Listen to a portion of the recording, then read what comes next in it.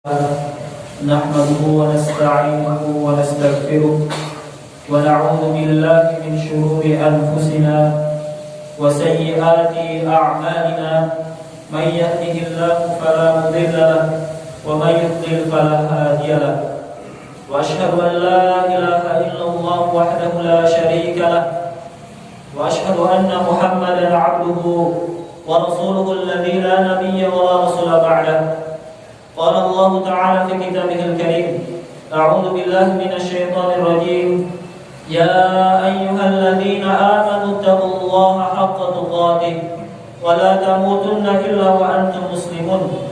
فإن أصدق الحديث كتاب الله وخير الهدي هدي محمد صلى الله عليه وسلم وشر الأمور محدثاتها وكل محدثة بدعة وكل بدعة ضلالة وكل ضلالة في النار. أما بعد، ma'asyiral muslimin jamaah Jumat rahimakumullah. Rasa syukur senantiasa kita panjatkan kepada Allah Subhanahu wa taala, Al-Khaliq yang telah menciptakan kita, Al-Malik yang memiliki kita, Al-Mudabbir yang mengurus seluruh kehidupan kita. Alhamdulillahirabbil alamin. Salawat beserta salam mudah-mudahan senantiasa tercurah limpahkan kepada junjungan kita Nabi besar Muhammad sallallahu alaihi wasallam, kepada keluarga, para sahabat, para tabi'in, atba'ut tabi'in, dan mudah-mudahan sampai kepada kita semua. Amin ya Allah ya rabbal alamin. Ma'asyiral muslimin jamaah Jumat rahimakumullah. Usi nafsi wa iyyakum bittaqwallah wa ta'atihi la'allakum tuflihun. Sini selaku khatib senantiasa mengingatkan, mari kita sama-sama meningkatkan keimanan serta ketakwaan kita kepada Allah Subhanahu wa taala. Inna akramakum 'indallahi atqakum. Sesungguhnya orang yang paling mulia di antara kalian di sisi Allah Subhanahu wa taala adalah orang yang paling bertakwa kepada Allah Subhanahu wa taala. Ma'asyiral muslimin jamaah Jumat rahimakumullah. Terkait rezeki, Allah Subhanahu wa taala telah tetapkan jatahnya masing-masing. Terkadang Allah Subhanahu wa taala memberikan kemudahan kepada seseorang untuk menjemputnya, dan terkadang pula Allah Subhanahu wa taala memberikan kesusahan kepada seseorang untuk menjemputnya. Ini demi kita mendapatkan pahala yang begitu luar biasa di sisi Allah Subhanahu wa taala. Nabi sallallahu alaihi wasallam menyampaikan dalam hadis riwayat Ibnu Mas'ud, Nabi sallallahu alaihi wasallam bersabda, "Inna ruhal qudus nafatha fi raw'i, inna nafsan la tamut hatta tastakmila rizqaha." Sesungguhnya Roh Kudus, kata Nabi sallallahu alaihi wasallam, nafatha fi raw'i, telah membisikkan ke dalam batinku, sesungguhnya seseorang tidak akan meninggal sampai habis jatah rezekinya yang Allah Subhanahu wa taala tetapkan. Fattaqullaha wa ajmilu fi talab. Maka dari itu bertakwalah kepada Allah Subhanahu wa taala dan perbaguslah kalian dalam menjemput rezeki yang telah Allah tetapkan tersebut. Wala yahmilannakum istabta'a rizqu an tatlubuhu bima'asillah. Jangan sampai dengan terhalangnya rezeki datang kepada kalian, kalian mencarinya dengan cara bermaksiat kepada Allah Subhanahu wa taala. Fa innallaha la yudriku ma 'indahu illa bi ta'atihi. Karena sesungguhnya rezeki di sisi Allah Subhanahu wa taala tidak akan diperoleh kecuali dengan taat kepada Allah Subhanahu wa taala. Nabi sallallahu alaihi wasallam menyampaikan bahwa Allah telah menetapkan rezeki, jatah rezeki kepada setiap hambanya masing-masing. Sesuai dengan hadis Nabi sallallahu alaihi wasallam, ketika usia kita masih di dalam kandungan 120 hari dalam kandungan, Allah Subhanahu wa taala mengutus malaikat, "Tsumma yursalu ilaihi al-malak fayanfakhu fihi ar-ruh," maka ditiupkanlah kepadanya ruh, "wa yu'maru bi arba'i kalimatin," dan malaikat tersebut diperintahkan untuk mencatat 4 perkara bikat rizqihi. Yang pertama yang ditetapkan oleh Allah Subhanahu wa taala kepada hambanya adalah rizkinya, wa ajalihi, kemudian ajalnya, wa amalihi, amalnya, kemudian wasyaqiyyun aw sa'idun, celaka atau selamatnya seorang hamba. Maka seorang mukmin tentunya yakin bahwa Allah Subhanahu wa taala yang memberi rezeki kepadanya. Innallaha huwar razzaq. Sesungguhnya Allah Subhanahu wa taala dialah yang memberi rezeki kepada setiap hamba. Kemudian Ibnu Abbas mengatakan dalam kitab Hilya Al-Ulya, setiap mukmin dan orang yang bermaksiat sudah ditetapkan jatah rezekinya masing-masing dari jalan yang halal, dari bagian yang halal. Jika dia mau bersabar hingga rezekinya datang kepadanya, maka niscaya Allah Subhanahu wa taala akan berikan rezekinya kepadanya. Tetapi jika dia tidak mau bersabar, lantas dia tempuh dengan cara yang haram, maka jatah rezeki yang halal itu akan berkurang dari dirinya.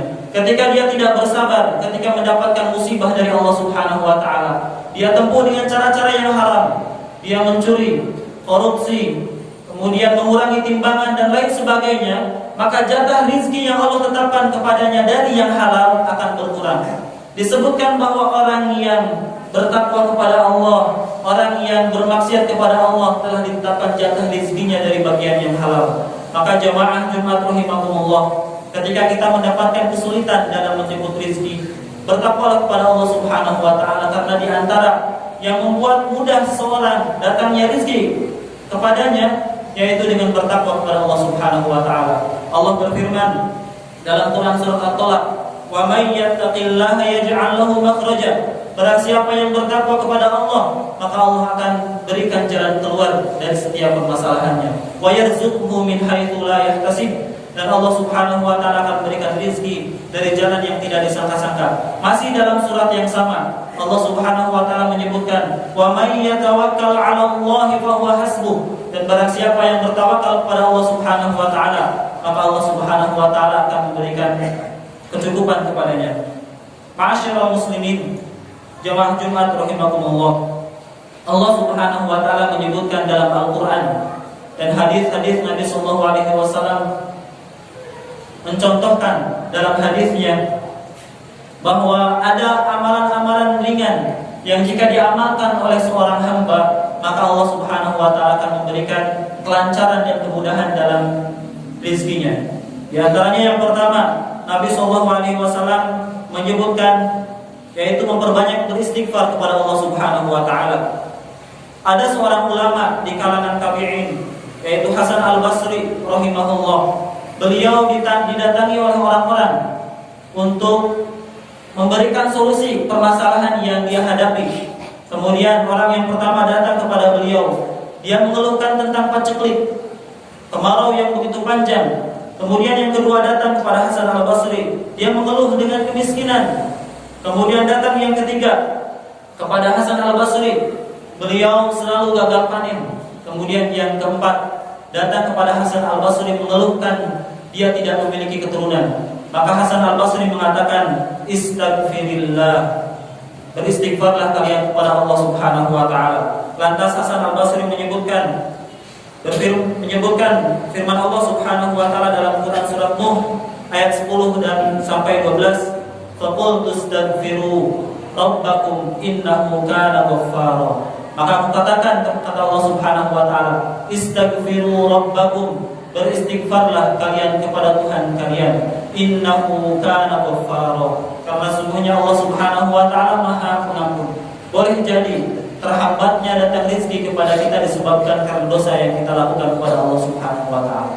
Boleh jadi Allah Subhanahu wa taala menginginkan kita agar selalu mendekat kepadanya, mendekat kepada Allah Subhanahu wa taala dikala sulit atau dalam keadaan mudah.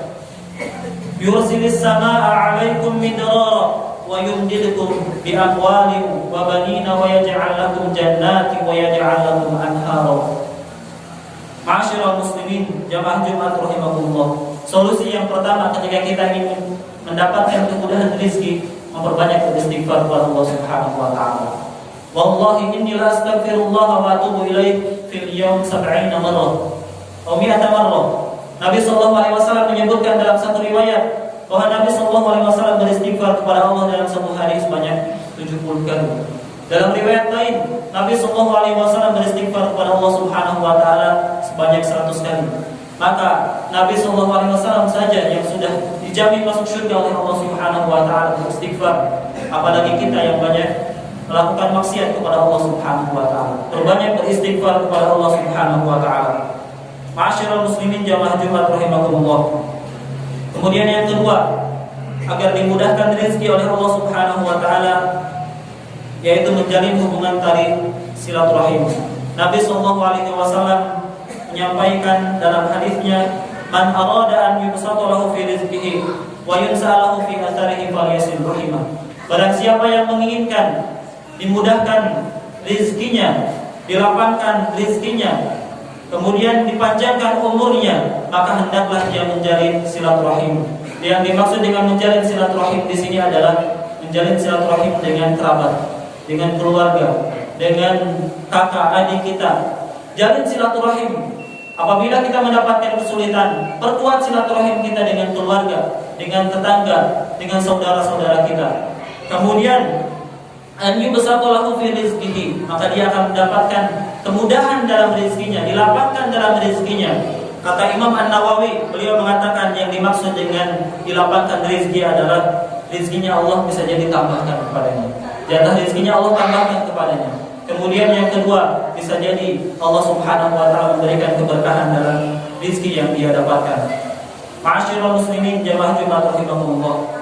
Kemudian yang terakhir, yang ketiga, supaya Allah Subhanahu wa taala memberikan kemudahan dalam rezeki kita, yaitu memperbanyak bersedekah.